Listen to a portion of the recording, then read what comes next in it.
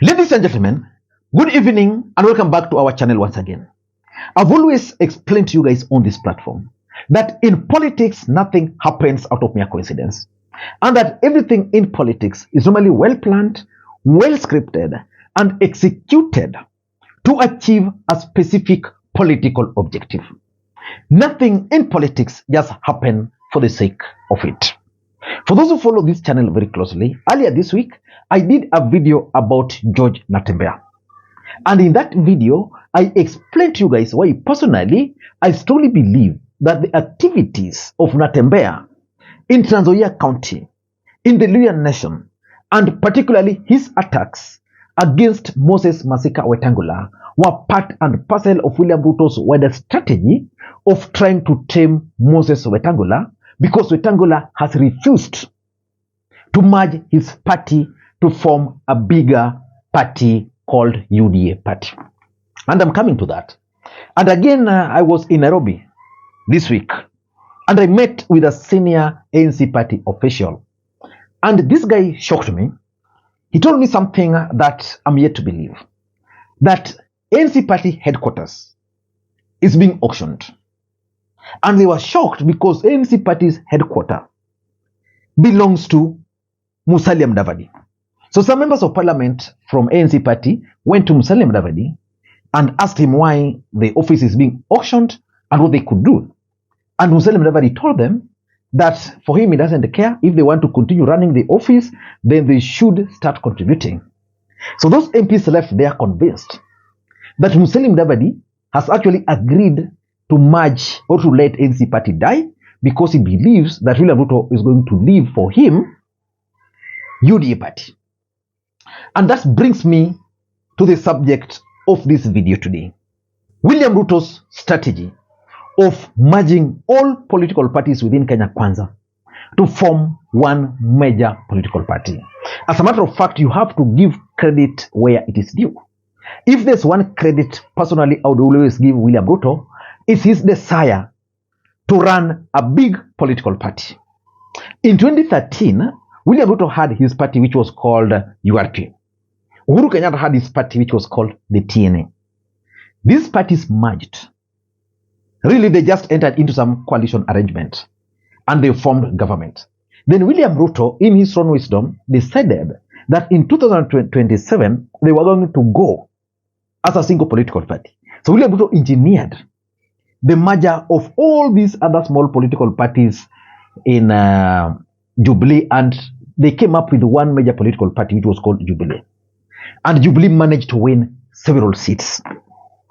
And the reason why William Ruto is bitter with Uhuru Kenyatta up to now, and why he's still insisting on forceful takeover of Jubilee party, is because William Ruto believes that he put a lot of his efforts on Jubilee party. Then Uhuru Kenyatta decided to shortchange him. Then William Ruto then decided to come up with the UDA party, which you also have to give credit to it, became a very big political party. But for William Ruto to win the presidency, or for perceptual values, William Ruto decided to bring on board other small political parties here, there. So William Ruto went and picked Chama cha Kazi. He went and picked Moses Kuria's party. Towards the end of the campaign, William Ruto went and shocked Kenyans when he brought on board Ford Kenya and NC party. And that's how William Ruto was able to win in quotes, because for you to be declared the president of the Republic of Kenya, that perception has to be there. So he won in quotes, and he was declared the president. And then William Ruto started showing signs of forming a big political party. He started by dragging Malala from NC party and made him the Secretary General of UDA party.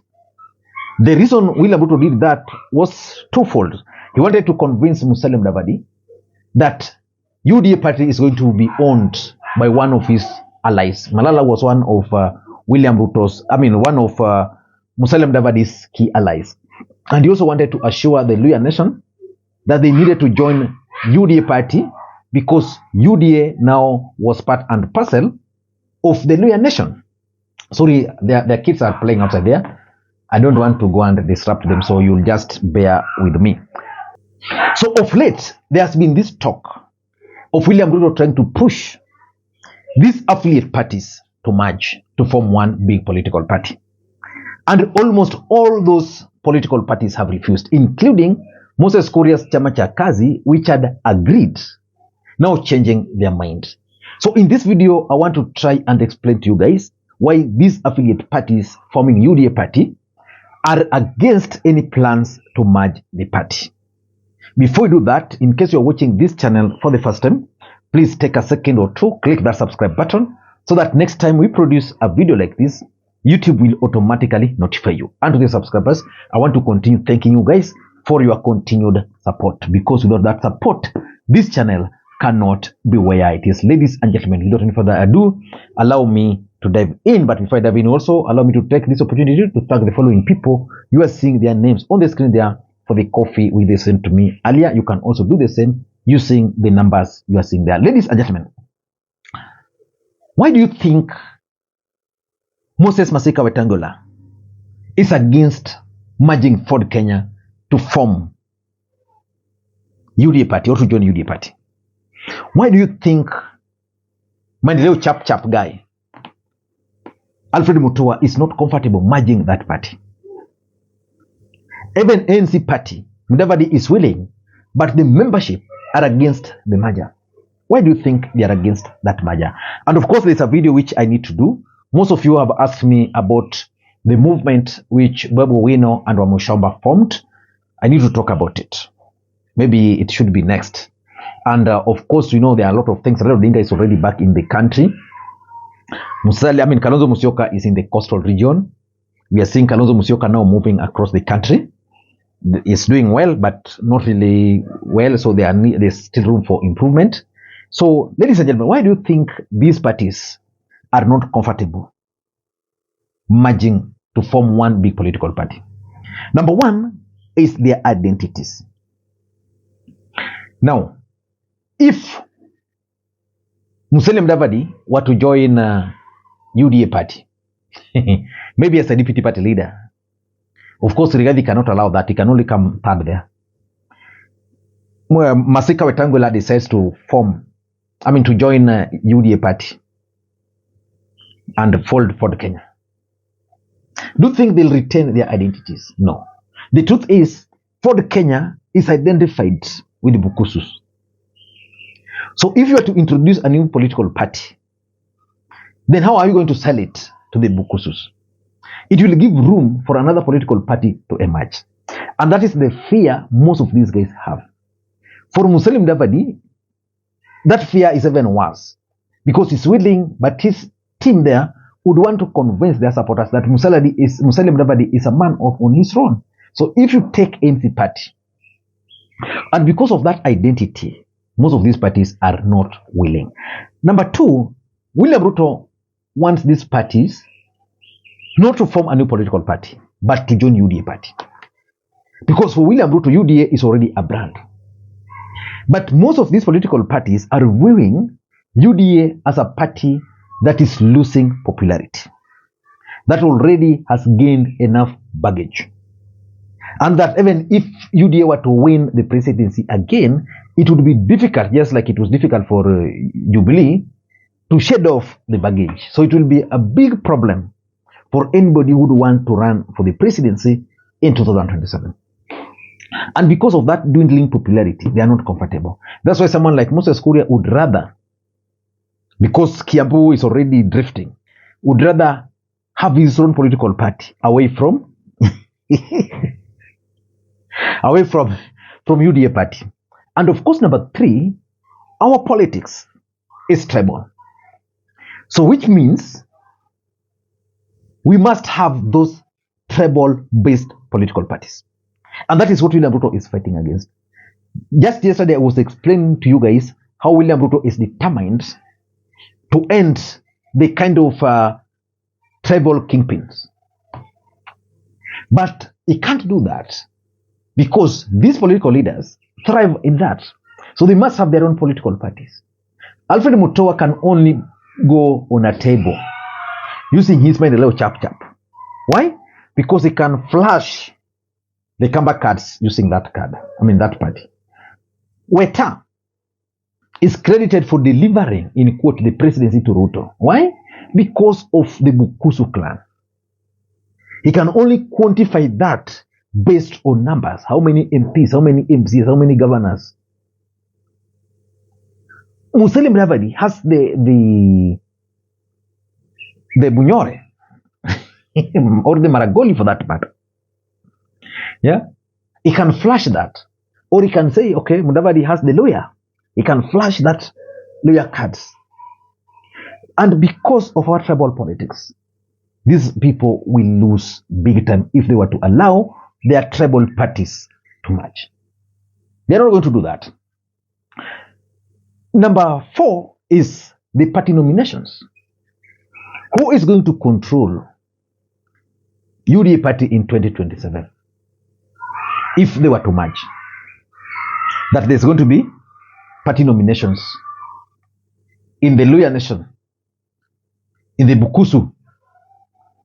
Fort Kenya is the dominant party. Which political party will determine who is nominated?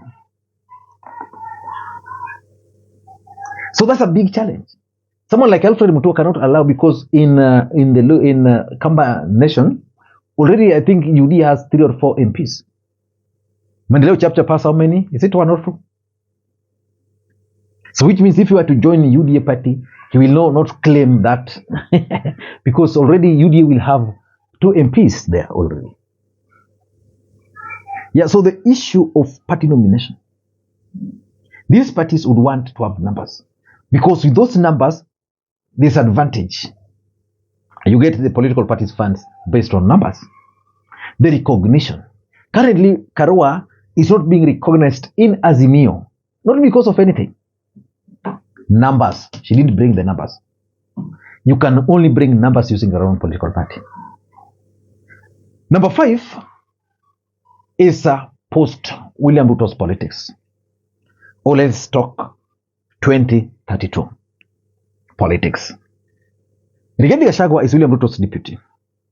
Rigathi Gachagua, wherever he is praying and hoping that they win re-election, and with him as a running mate. Then from there, he wants to run for the presidency in 2032. And his hope is on UDA party. Musalia Mudavadi has made it very clear that for him, he's not going to run for the presidency in 2027. But he's going to run for the presidency in 2032. He's banking on the support of William Ruto. But he wants to have his own political party. So if Mudavadi and Rigathi will both be in UDA party, who do you think will get the ticket? So because of post-William Ruto's politics, these political parties will not agree to merge. And of course, we all know that in this country, there's also the element of political betrayal. Mudavadi fears that, okay, this guy might, after supporting him, betrayal. Wait at this. So I don't know what you think. Until next time, this is Makwiny. Bye-bye.